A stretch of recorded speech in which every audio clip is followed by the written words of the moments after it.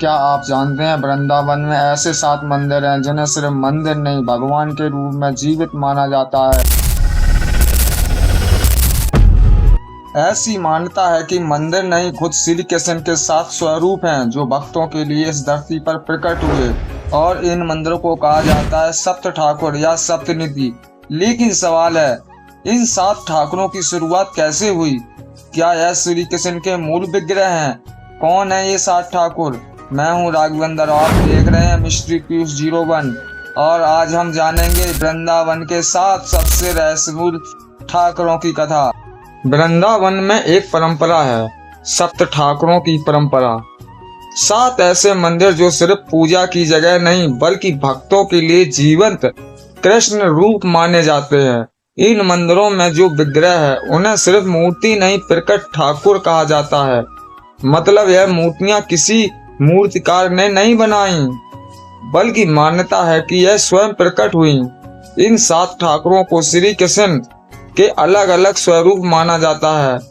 कोई मदन मोहन है, कोई राधा रमण है तो कोई श्याम सुंदर। और आज भी लाखों लोग दूर दूर से इन 7 मंदिरों के दर्शन करने आते हैं क्योंकि मान्यता है कि इन 7 के दर्शन से पूर्ण फल मिलता है। दोस्तों, क्या आपको पता है कि यह परंपरा कैसे शुरू हुई? इसके लिए हमें चलना होगा 17वीं शताब्दी के वृंदावन में। उस दौर में मुगल भारत पर शासन कर रहे थे, लेकिन वृंदावन वो एक शांत रहस्यमयी जगह थी जहां जंगलों में कई भक्तों को श्री कृष्ण की अनुभूति होती थी। और तभी वृंदावन में आए श्रील रूप गोस्वामी, सनातन गोस्वामी और Raghunath Bhatt Goswami.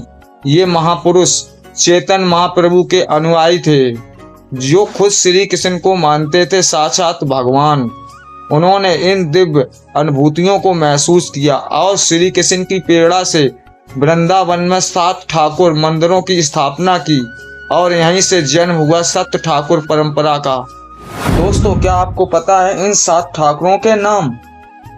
Number 1 Shri Govind Dev ji, number 2 Gokul Nand ji, number 3 Shri Gopinath ji, number 4 Shri Madan Mohan ji, number 5 Radha Raman जी, नंबर 6 राधा दामोदर जी, नंबर 7 श्री राधा श्याम सुंदर जी। अब चलिए एक एक करके इन 7 की गहराई से कथा जानते हैं। दोस्तों, सबसे पहले बात करते हैं श्री गोविंद देव जी की। श्री गोविंद देव जी का मंदिर केवल एक धार्मिक स्थल नहीं बल्कि आंदोलन का प्रतीक, इतिहास की साक्षी और श्रद्धा का जीवन केंद्र है। इस मंदिर की कहानी शुरुआत होती है वृंदावन से, जहां भक्ति मार्ग के महान संत श्रील रूप गोस्वामी ने इसे स्थापित किया। क्या आपको पता है कि श्री गोविंद देव जी की स्थापना कब हुई थी?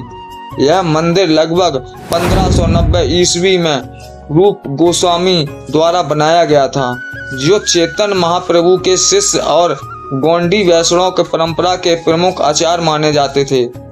रूप गोस्वामी ने भक्ति में डूबे अपने जीवन काल में भगवान श्री कृष्ण की सेवा का सर्वोच्च माना। ऐसी मान्यता है कि गोपियों की अनन्य भक्ति और रूप गोस्वामी की तपस्या से प्रसन्न होकर स्वयं श्री कृष्ण ने अपने उस रूप में दर्शन दिए जिसे गोविंद देव कहा गया। यह कोई साधारण मूर्ति नहीं मानी जाती है बल्कि माना जाता है कि यह स्वयं भगवान का रूप प्रकट है। श्री गोविंद देव जी का मंदिर उस समय उत्तर भारत के सबसे भव्य मंदिरों में से एक था। इसकी बनावट भी अत्यंत विशेष थी। यह एक 7 मंजिला भवन था जिसमें काले पत्थर, लाल ईंटों और राजस्थानी शैली की जालीदार खिड़कियां थीं। आज इस मंदिर की सिर्फ 3 मंजिलें ही बची हैं, बाकी को इतिहास ने निगल लिया है।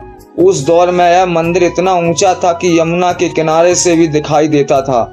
इतिहासकारों का कहना है कि यह मंदिर मुगल वास्तुकला और हिंदू स्थापत्य कला का संगम था, जहां भक्ति कला और शिल्प का अद्भुत मेल देखने को मिलता था। लेकिन 17वीं शताब्दी आते आते मुगल साम्राज्य में धार्मिक असहिष्णुता का दौर शुरू हो गया। औरंगजेब, जिसने कई हिंदू मंदिरों को तोड़ने का आदेश दिया था, उसकी नजर गोविंद देव मंदिर पर भी पड़ी। यह मंदिर उसकी नजरों में खटकने लगा क्योंकि यह न सिर्फ धार्मिक केंद्र था बल्कि भक्तों के लिए प्रेरणा का स्रोत भी था। 1687 में औरंगजेब सेना वृंदावन पहुंची और मंदिर को तोड़ने का आदेश दिया गया। माना जाता है कि मंदिर ऊपरी 4 मंजिल गिरा दी गई और इसे आंशिक रूप से क्षतिग्रस्त कर दिया गया। लेकिन इससे पहले कि औरंगजेब सेना विग्रह मूर्ति को छू पाती, वैष्णव भक्तों ने एक साहसिक निर्णय लिया। ठाकुर श्री गोविंद देव जी की विग्रह को चुपचाप निकालकर सैकड़ों किलोमीटर दूर जयपुर ले जाया गया। यह यात्रा अत्यंत कठिन और जोखिम भरी थी, लेकिन भक्तों के प्रेम, साहस और भक्ति के आगे सब बाधाएं हार गईं। जयपुर के शासक सवाई जयसिंह गुप्ती ने सिर्फ ठाकुर जी का स्वागत किया, बल्कि उनके लिए एक भव्य मंदिर भी बनवाया, जो आज जयपुर के सिटी पैलेस परिसर में स्थित है। आज भी जयपुर में वही मूल विग्रह प्रतिष्ठित है, जिन्हें वृंदावन से लाया गया था। हजारों श्रद्धालु प्रतिदिन इस मंदिर में दर्शन करते हैं और श्री गोविंद देव जी की महिमा का गान करते हैं। वहीं वृंदावन में जो मंदिर बचा है, वह आज भी खंडर रूप में खड़ा है, मुगल आक्रमण की गवाही देता हुआ। लेकिन वहाँ आज भी भक्तों की भीड़ लगी रहती है, क्योंकि स्थान वही है जहाँ श्री कृष्ण का प्रकट रूप आया था। अब बात करते हैं श्री गोपीनाथ जी के रहस्यमय मंदिर की। यह मंदिर स्थित है वृंदावन के हृदय में, उस भूमि पर जहाँ हर कण में श्री कृष्ण की लीला बसती है। कहते हैं यह वही स्थान है जहाँ स्वयं श्री राधा रानी ने दर्शन दिए थे। यह मंदिर बनवाया था मदन मोहन के सेवक गोपाल भट्ट गोस्वामी जी ने। उनका भक्ति भाव इतना प्रबल था कि श्री कृष्ण ने स्वयं गोपीनाथ रूप में प्रकट होकर उन्हें दर्शन दिए। यह मंदिर साधारण नहीं है, यह है प्रतिमा के बारे में मान्यता है कि श्री कृष्ण ने खुद राधा जी को प्रसन्न करने के लिए गोपीनाथ के रूप में होकर खड़े हुए थे। यह वही स्थान है जहाँ राधा रानी ने माखन चुराने की लीला के दौरान श्री कृष्ण को दंडित किया था और कृष्ण ने मुस्कुराते हुए कहा था, हे राधे, आज से मैं तेरा गोपीनाथ बना। और तभी से गोपीनाथ जी की यह मूर्ति वहाँ स्थापित हुई है और आज भी वैसी ही है। मंद मंद मुस्कुराहट, करुणा से भरी दृष्टि और प्रेम की साक्षात मूर्ति। और अब सबसे बड़े रहस्य की बात करते हैं। जब औरंगजेब वृंदावन पर हमला करने आया तो भक्तों ने श्री गोपीनाथ जी की प्रतिमा को वहां से जयपुर के निकट करौली भेज दिया गया और आज भी वह प्राचीन मूर्ति वहीं विराजमान है और वृंदावन के एक मंदिर में केवल छाया रूप में पूजा होती है। अब बात करते हैं श्री गोकुलानंद जी की। वृंदावन में जहाँ जहाँ आप कदम रखेंगे वहाँ श्री कृष्ण की कोई ना कोई लीला बसी हुई मिलेगी। ऐसा ही एक स्थान है श्री गोकुलानंद जी का मंदिर। क्या आपको पता है गोकुलानंद कौन थे? इस नाम में ही श्री कृष्ण की 2 सबसे प्यारी चीजें छिपी हैं, गोकुल और आनंद। यह वो रूप है जिसमें श्री कृष्ण बालक के रूप में ग्वाल संग गोकुल में आनंद करते थे। भक्तों का प्रेम इस मंदिर को बनवाया था श्री निवास आचार्य जी ने, जो चेतन महाप्रभु के परम भक्त थे। यह मंदिर उन स्थानों में से एक है जहाँ 6 गोस्वामी की मूर्तियां हैं, एक साथ विराजमान है। यह बहुत दुर्लभ है, जो श्री राधा रानी ने स्वयं बनाई। कहते हैं यहाँ की सबसे विशेष मूर्ति है श्री राधा रानी की एक छोटी सी प्रतिमा, जिसे स्वयं राधा जी ने अपने हाथों से मिट्टी से बनाया था श्री कृष्ण के लिए। यह प्रतिमा इतनी कोमल और भावपूर्ण है कि देखकर ही मन भीग जाता है। एक मंदिर, कई दिव्य मूर्तियां। इस मंदिर में सिर्फ गोकुलानंद जी ही नहीं, बल्कि राधा विनोद, राधा गोपाल, राधा दामोदर, यहाँ तक कि श्री वल्लभ देव जी की मूर्तियां भी एक स्थान पर हैं। यह मूर्तियां वहां स्थापित की गई थीं जहां श्रीमन नरोत्तम दास जी ठाकुर, श्री निवास आचार्य और श्यामानंद प्रभु का मिलन हुआ था। औरंगजेब के आक्रमण के समय क्या हुआ? जब मुगल शासक औरंगजेब ने वृंदावन पर हमला किया, भक्तों ने इन मूर्तियों को बचाने के लिए छिपा दिया। कुछ मूर्तियां राजस्थान और करौली और जयपुर ले जाई गईं, लेकिन गोकुलानंद जी की मूर्ति वृंदावन में ही सुरक्षित रही। भक्तों का विश्वास था, जहां राधा का प्रेम है वहां श्री कृष्ण की रक्षा स्वयं साक्षात योग माया है। आज भी वृंदावन में यह मंदिर श्रद्धालुओं के लिए आस्था और प्रमुख केंद्र है। यहाँ आने वाला हर व्यक्ति गोकुल की बाल लीलाओं की झलक पाता है और श्री राधा रानी द्वारा बनाई गई वह छोटी सी मूर्ति आज भी वहाँ दर्शन देने के लिए जीवन प्रतीत होती है। अब बात करते हैं श्री राधा रमण जी की। श्री राधा रमण जी का अर्थ होता है जो राधा रानी के हृदय को रमाने वाले हैं। यह एक ऐसा मंदिर है जहां भगवान श्री कृष्ण अकेले विराजमान है, लेकिन उनकी मुद्रा और मूर्ति देखकर ऐसा प्रतीत होता है जैसे राधा रानी उनके साथ हों। यह मूर्ति कैसे प्रकट हुई थी? इस कथा की शुरुआत होती है भक्ति गोपाल भट्ट गोस्वामी से। वृंदावन में भक्ति की अग्नि फैलाने वाले 6 गोस्वामियों में से एक गोपाल भट्ट जी का श्री राधा रमण जी से सीधा और गहरा संबंध है। आखिर प्रकट होने की अद्भुत कथा क्या है? कहा जाता है कि एक दिन गोपाल भट्ट गोस्वामी जी ने मन में विचार किया, हे प्रभु, मेरे पास आपकी पूजा के लिए सिर्फ शालिग्राम शिला है, किंतु हृदय में यह इच्छा है कि मैं भी आपकी उसी रूप में पूजा करूं जैसे श्री विग्रह स्वरूप में। उन्होंने यह भावना रखकर शालिग्राम की सेवा की और अगले ही दिन एक चमत्कार हुआ। उनकी एक शालिग्राम शिला से स्वतः भगवान राधा रमण प्रकट हो गए। क्या आप जानना चाहते हैं कि मूर्ति की विशेषता क्या है? यह मूर्ति किसी मनुष्य द्वारा गढ़ी नहीं गई थी, यह स्वयं प्रकट हुई थी, जिसे स्वयं भू विग्रह कहा जाता है। भगवान राधा रमण की मूर्ति इतनी सूक्ष्म और सुंदर है कि उनके बाल, आंखें और मुस्कान तक स्पष्ट दिखती हैं। सबसे अद्भुत बात यह है कि इस मूर्ति में राधा और कृष्ण दोनों ही छवि एक साथ दिखाई देती है, मानो भगवान कृष्ण ने स्वयं राधा रानी को अपने स्वरूप में समाहित कर लिया हो। श्री राधा रमण मंदिर वृंदावन के प्राचीन और प्रसिद्ध मंदिरों में से एक है। आज भी यहाँ प्राचीन परंपरा के अनुसार आरती, भोग और सेवा होती है। यहाँ कोई भी मूर्ति स्थापित नहीं की गई थी, यह प्रकट हुई मूर्ति है, इसलिए यह मंदिर भक्तों के लिए आस्था और चमत्कार का प्रतीक है। जो भक्त यहाँ दर्शन करने आते हैं वो कहते हैं ऐसा लगता है जैसा भगवान खुद सामने खड़े होकर मुस्कुरा रहे हैं। राधा रमण जी की मुस्कान उनके नेत्र और उनकी तेज मन और आत्मा दोनों को शांत कर देता है। अब बात करते हैं श्री मदन मोहन जी की। श्री मदन मोहन जी वृंदावन के सबसे प्राचीन और पवित्र मंदिरों में से एक हैं, जो भगवान श्री कृष्ण के उस रूप को समर्पित हैं जिसमें वे अपनी रमणीय सुंदरता और प्रेम भरी लीला से राधा रानी गोपियों के मन को मोह लेते हैं। मदन मोहन नाम का अर्थ है वह जो मन को मोह लेता है। यह मंदिर न केवल भक्ति केंद्र है बल्कि गौंडी वैष्णव परंपरा का एक महत्वपूर्ण प्रतीक भी है। यह मंदिर वृंदावन की पवित्र भूमि पर यमुना नदी के तट पर स्थित है, जहां हर पत्थर, हर कण में श्री कृष्ण राधा रानी की लीलाएं बसी हैं। श्री मदन मोहन जी का मंदिर चैतन्य महाप्रभु के प्रमुख शिष्य और 6 गोस्वामी में से एक श्री सनातन गोस्वामी द्वारा स्थापित किया गया था। यह माना जाता है कि यह मंदिर वृंदावन के सबसे पुराने मंदिरों में से एक है, जिसकी स्थापना लगभग 16वीं शताब्दी में हुई थी। कथा के अनुसार सनातन गोस्वामी वृंदावन में भक्ति और तपस्या में लीन थे। एक दिन जब वे शिक्षा मांगने निकले तो उनकी मुलाकात एक व्यापारी से हुई जिसका नाम था श्री कृष्णदास कपूर। यह व्यापारी एक जहाज में माल लेकर यमुना नदी के रास्ते यात्रा कर रहा था, लेकिन उसका जहाज यमुना के किनारे फंस गया। सनातन गोस्वामी ने व्यापारी को सलाह दी कि वह श्री मदन मोहन जी की पूजा करे। व्यापारी ने ऐसा ही किया और चमत्कारिक रूप से उसका जहाज मुक्त हो गया। कृतज्ञता में व्यापारी ने सनातन गोस्वामी के मार्गदर्शन में श्री मदन मोहन जी का भव्य मंदिर बनवाया। मूर्ति की उत्पत्ति। श्री मदन मोहन जी की मूर्ति की कथा भी उतनी ही चमत्कारिक है। कहा जाता है कि सनातन गोस्वामी को यह मूर्ति स्वयं श्री कृष्ण ने प्रदान की थी। एक कथा के अनुसार सनातन गोस्वामी एक प्राचीन शालिग्राम शिला की पूजा करते थे। उनकी भक्ति से प्रसन्न होकर श्री कृष्ण ने स्वयं उस शालिग्राम से अपने रमणीय रूप में प्रकट होकर दर्शन दिए। यह मूर्ति इतनी सुंदर थी कि इसे देखकर हर भक्त का मन मोहित हो जाता था।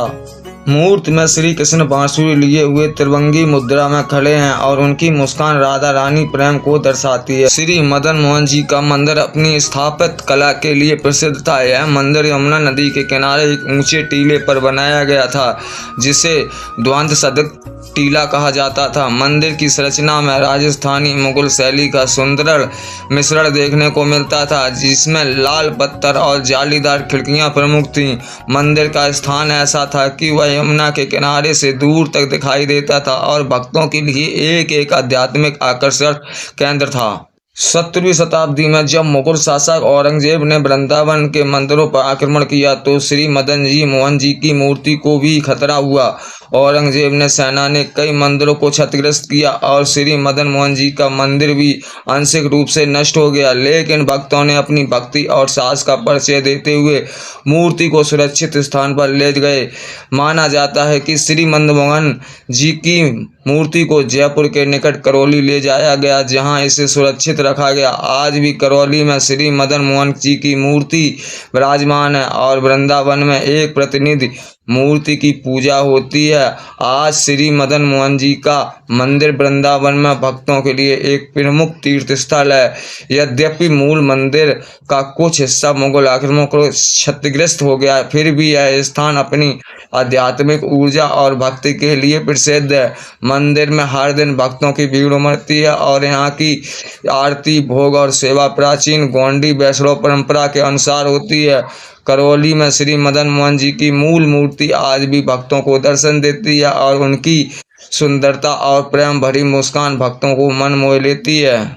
श्री मदन मोहन जी का मंदिर भक्ति मार्ग के अनुयायी के लिए एक प्रेरणा स्रोत है। यह मंदिर हमें सिखाता है कि सच्ची भक्ति और प्रेम से भगवान स्वयं अपने भक्तों के सामने प्रकट हो सकते हैं। सनातन गोस्वामी की तपस्या और भक्ति इस मंदिर के माध्यम से आज भी जीवित है। यह स्थान राधा कृष्ण का प्रेम का प्रतीक है और यहाँ दर्शक करने वाला हर भक्ति अपने हृदय में प्रेम और शांति का अनुभव करता है। अब बात करते हैं श्री राधा दामोदर जी का मंदिर की।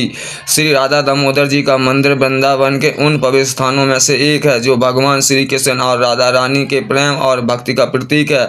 दामोदर नाम का अर्थ है वह जिसका उदर रस्सी से बंधा हो, जो श्री कृष्ण की उस बाल लीला को दर्शाता है जब माता यशोदा ने उन्हें माखन चोरी के लिए रस्सी में बांध दिया गया था।